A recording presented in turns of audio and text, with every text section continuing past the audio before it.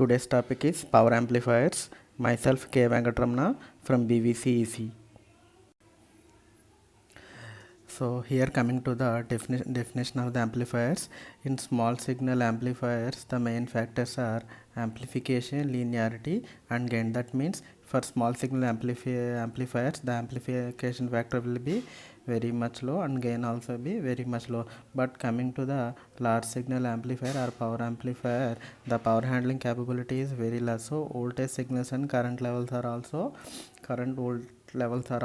very high. Here the important topics are the important parameters of power amplifiers are the main thing is efficiency, maximum power capability and impedance matching. So these are the very important characteristics of power amplifiers.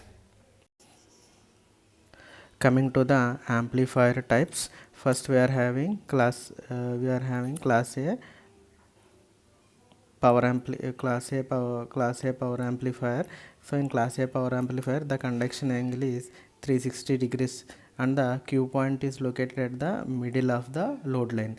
And coming to the class B power amplifier, the conduction angle is 180 degrees of the input signal and the Q point is located at the cutoff point. And coming to the class AB power amplifier, in class AB power amplifier, the conduction angle is in between 180 degrees and 360 degrees and the Q point is located in between the midpoint and the cutoff point. Coming to the class C power amplifier, this amplifier conducts for less than 180 degrees of the input signal and the Q point is located below the cutoff level. And coming to the class D amplifier, this is generally used in the case of digital signal only. A special type of amplifiers generally it is considered. So class D power amplifier generally used for digital signal purposes. Coming to the operation of class A power amplifier, here in class A amplifier, the output of the class A amplifier conducts for 360 degrees of the input signal and the Q point is set at the middle of the load line. So we can obtain a full output cycle. So this is the Q point which is present at the middle of the DC load line. Here this is the DC load line. The Q point is present at the center of the DC load line. Here we can obtain a full 360 degrees of the output signal. Coming to the operation of class B amplifier, here the amplifier output only conducts for 180 degrees or one half of the AC input cycle. Here the Q point is selected at the VCE line. So Q point is selected on the load line of VCE and here and the output is obtained only of the 180 degrees of operation. So this represents the output of the class B power amplifier. The output is obtained only for 180 degrees operation of the input cycle. In class AB power amplifier, the Q point is selected in between class A operation and class B operation, and the output is obtained or conducts in between 180 degrees and 360 degrees of the AC input signal. Coming to the operation of class A power amplifier, the output is obtained for less than 180 degrees of the input signal and the Q point is selected at the below the cutoff.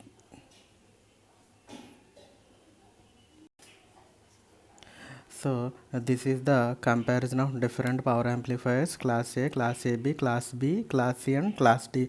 Coming to the operating cycles, class A amplifier conducts for 360 degrees and class AB is conducts for 180 degrees to 360 degrees and class B the conduction angle is 180 degrees and for class C which is less than 180 degrees. And coming to the efficiencies of amplifiers, the efficiency of class A amplifier is in between 25% to 50% and for class AB amplifier the efficiency is between 25% to 78.5%. And coming to the class B power amplifier, the efficiency is exactly 78.5%. And for class D amplifier generally it may be greater than 90%. And here the important thing is, as efficiency is more means the operating cycle is less. So more the efficiency, less will be the operating cycle.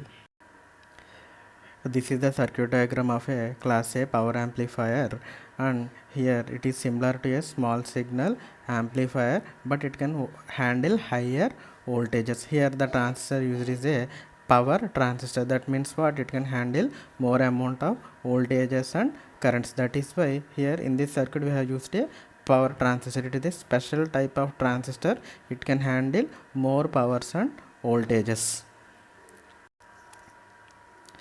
Here coming to the output characteristics of the class A power amplifier, if you apply a 360 degrees of input signal, because of 360 degrees operation of the class A power amplifier, we will obtain a 360 degrees of operation. That means we will obtain a full cycle of output current and a full cycle of output voltage as represented in the waveform. So that means what? We will get full cycle of output voltage and output current. That means they can be increased from minimum value to its saturation values. That means IC sat to VCC. These are some formulas regarding the class A power amplifier.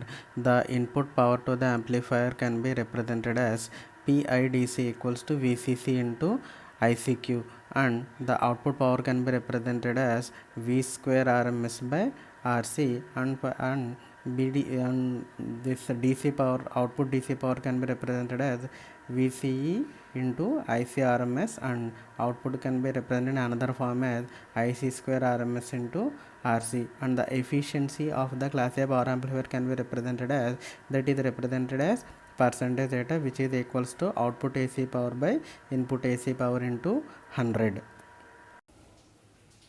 So this is a transformer coupled class A amplifier, and this is the circuit of the class A transformer coupled amplifier. Here a transformer is used to couple the load. So because of we have used transformer here, the efficiency can be increased up to 50%. And here I have already told you the important parameter of power amplifier is impedance matching. To get the required impedance matching, a transformer is used here. That is why a transformer is coupled to the load to increase the efficiency of the amplifier. So these are the some important parameters of the transformer to improve the efficiency of the power amplifier. Here the voltage ratio can be represented as V2 by V1 equals to N2 by N1, and the current ratio can be represented as I2 by 1 equals to N1 by N2, and the impedance transfer ratio can be represented as RL dash by RL, which is equals to N1 by N2 whole square. This is called turns ratio. So these are the some important parameters of the transformer. So here in this transformer coupled class A amplifier, the DC load line is a vertical line which is passes through VCC, and here the AC load line is a straight line. Here the operating point is selected at the center of AC load line and the DC load line, such that the operation is obtained for entire 360 degrees of the input cycle, so that we can obtain a 360 degrees of full output cycle at the output. That is both current and voltage waveforms are obtained for 360 degrees of operation. So these are the formulas regarding transformer coupled class A amplifier. Coming to the voltage swing, the VCE peak to peak can be equals to VCE max minus VCE minimum, and the current value peak to peak is equals to IC max minus IC minimum. The output AC power can be represented as VCE max minus VCE minimum by IC max minus IC min by 8. So this is the value of output AC power in the case of class A amplifier. So this is the power input from the DC source, so which is equals to PDC equals to VCC into ICQ, and the dissipated power, so dissipated power can be represented as PDC minus P naught AC, and the maximum efficiency can be represented as 50 into Vc max minus Vc min whole square by Vc plus Vc minimum whole square. Here these are the different parameters or some power values and efficiency of class A amplifier. So in class B amplifier, we have already discussed that the class B amplifier conducts only for 180 degrees of the input signal. That means the transistor works only for 180 degrees of the input signal. So to eliminate this problem and to get the full cycle at the output of the amplifier, we are using two transistors here.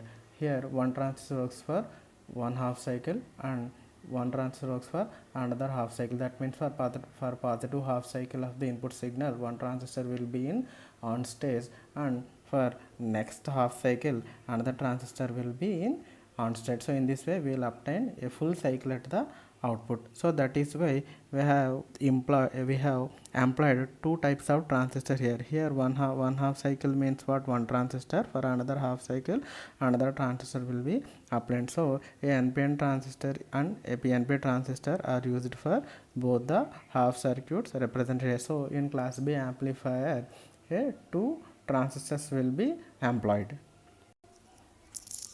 So here the maximum efficiency of the class A power amplifier is 78.5%. And here coming to the efficiency formula, output power to the input power. So these are the some input and output power values of the class B power amplifier.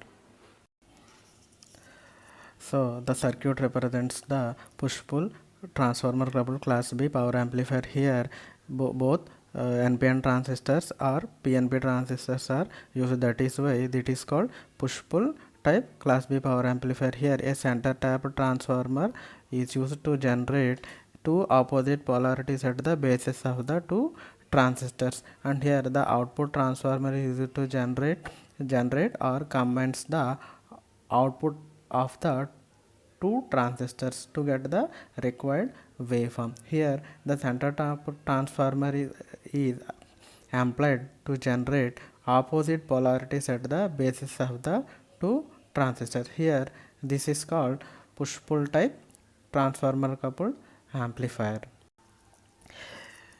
Here the output transformer combines both the outputs of the transistors and generates a full half cycle at the load to get the required efficiency.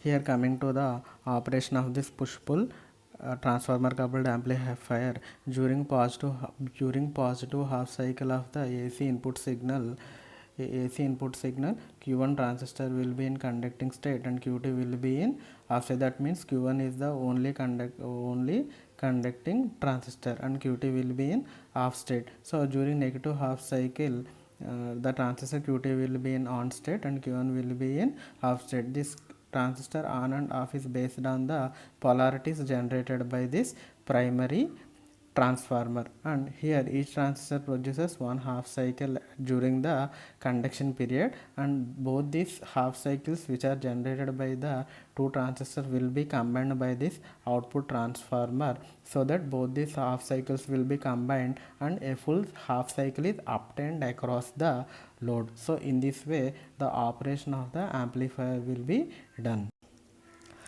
So here crossover distortion. So this is the very important problem which is faced by the push-pull type transformers. Here this is mainly due to the on and off states of the transistors. Here this is because Q1 and Q2 does not turn on and off exactly at the same time. So because of that there is a distortion produced at the crossing points of the positive half cycle and negative half cycle. So because of that reason this is called crossover distortion. Generally there exists a gap between the on and off states of the transistors.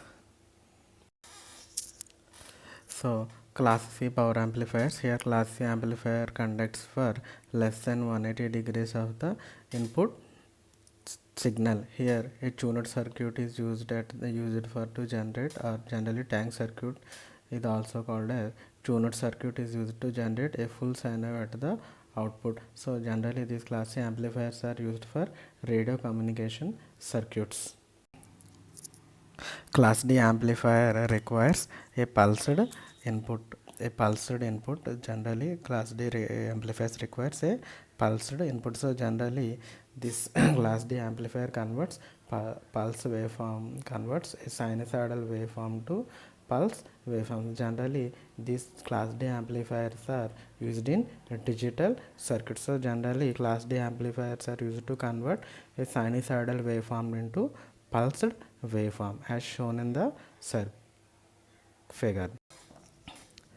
So amplifier distortion. Here the output of the amplifier is not a complete AC sine wave, then it is called a distorted output. Generally the amplifier is a non-linear, that is why we are getting some distorted output. Here the distortion can be analyzed by using Fourier analysis. So in Fourier analysis what we will do is the output distorted waveform can be broken into frequency component.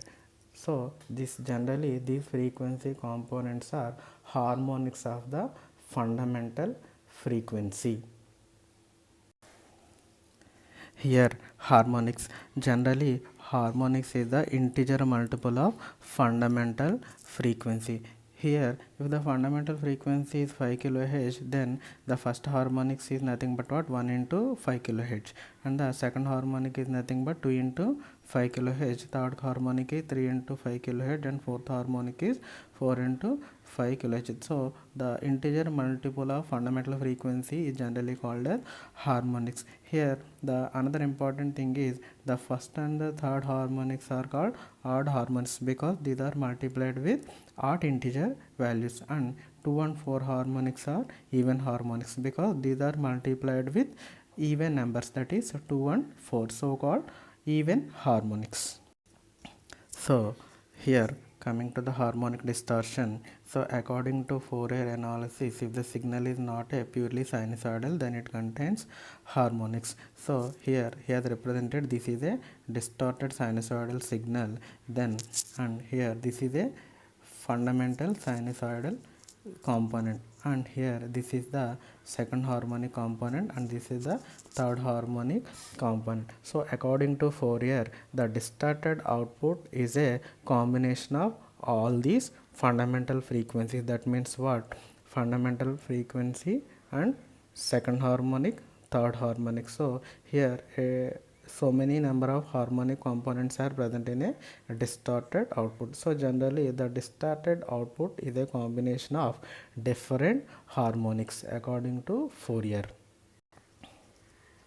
Coming to the calculation of harmonic distortion can be calculated as percentage, and the harmonic can be represented as percentage dn equals to a n by a1 into 100. Here an is the amplitude of the fundamental frequency, and an is the amplitude of the highest frequency component. And coming to the total harmonic distortion can be represented as percentage total harmonic distortion is equals to d2 square root of d2 square, d1 square, d3 square, and so on. So this is the formula for total harmonic distortion up to n terms.